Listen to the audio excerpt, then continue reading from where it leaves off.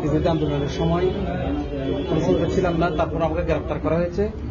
গ্রেফতার করার পর আমাকে ফাঁসিয়াস থানা নিয়ে যাওয়ার পর আমাকে ওখানে অর্থাৎ অন্তর্বাসী নির্যাতন করছে। তারপর ওখান থেকে কোর্টে তুলছে, কোর্টেও নির্যাতন করছে আমাকে। কোর্টে তোলার পর এখানে আমি বেঞ্চ হয়ে গেছি, আমাকে মারধর করছে। মারধর করার পর আমি বেঞ্চ হয়ে গেছি। ওইখান থেকে আমাকে কোর্টে দিয়েছে, আমাকে কারাগার প্রেরণ করা হয়েছে। তারপর আমার অসুস্থতার কারণে আমাকে কারাগার রাখা হয়েছে কন্ডেম সেলের মধ্যে, যেটা 24 ঘন্টা লক আপ ছিল এবং খুব অন্ধকার রুম ছিল।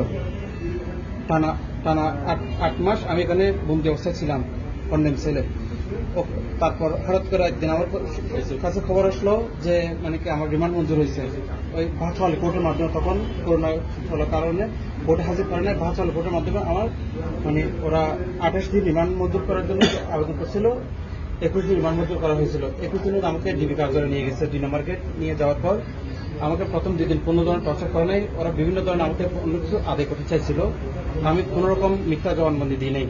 না দেওয়ার কারণে ওসি রফিকের নির্দেশে এবং এসপি রশিদুল হকের নির্দেশে আমাকে রিমান্ড নির্যাতন শুরু। প্রথমে আমাকে স্টাম্প ব্যাট দিয়ে মানে চোখ বন্ধ করে অনেক নির্যাতন করছে।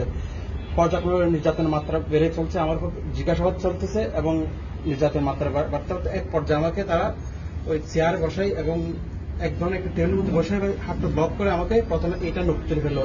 আমি চিৎকার যখন বেশ হয়ে যাই, মাকে নেওয়ার পর বেশ হয়ে গেছে। বেহস হয়ে যাওয়ার পর এরপর আমার হুঁশ যখন আসছে তখন আমি দেখছি মানে 9টা বা 9:30 বেজে গেছে।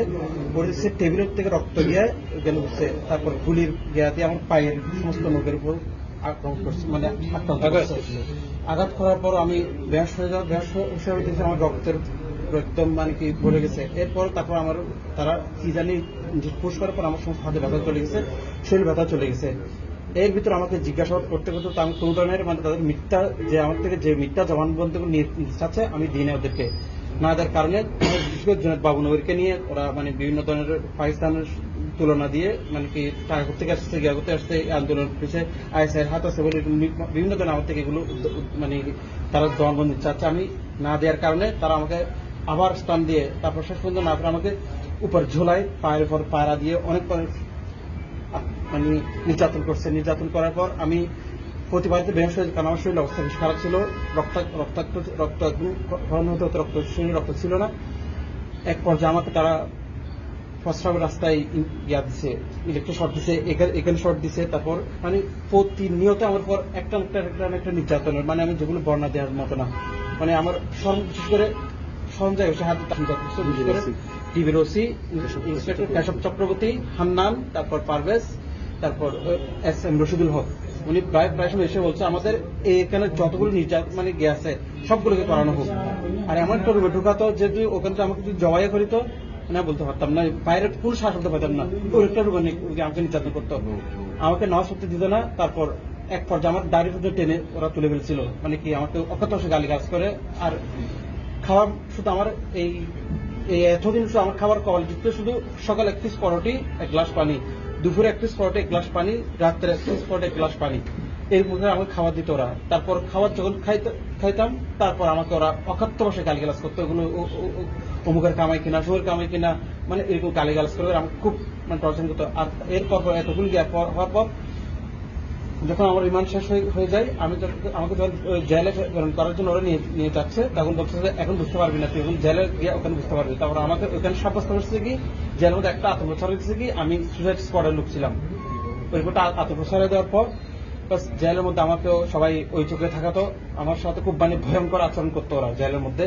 আর আমাকে টানা 8 মাস মানে কি এমন ভাবে রাখছে, মানে সবার সাথে বিচ্ছিন্ন। আমি একটা রুমে অন্ধকার রুমে বন্দী ছিলাম। আমাকে কেউ দেখতে মানে দেখার আমাকে যে খোঁজখবর নিবে ওইরকম করে পরিস্থিতি ছিল না। আমি মানে একদম মানে কি সবার সাথে আমি বিচ্ছিন্ন ছিলাম। তারপর এরপর আমার এই আজ পর্যন্ত আমার নখগুলো মানে এখন আমার হাতগুলো মানে কাঁপাকাঁপি করে এবং নখগুলো অনেক সময় রক্তক্ষরণ হয়। মানে এখন পর্যন্ত আমি কোনো চিকিৎসা নিতে পারতেছি না, খাবার দাবার তেমন কোনো জ্ঞান হচ্ছে না। ডাক্তার বলছে আমাকে মানে কি রেস্ট নিতে এবং কোনো ধরনের ওষুধ দিচ্ছে না, আমার শরীর কন্ডিশন ভালো না।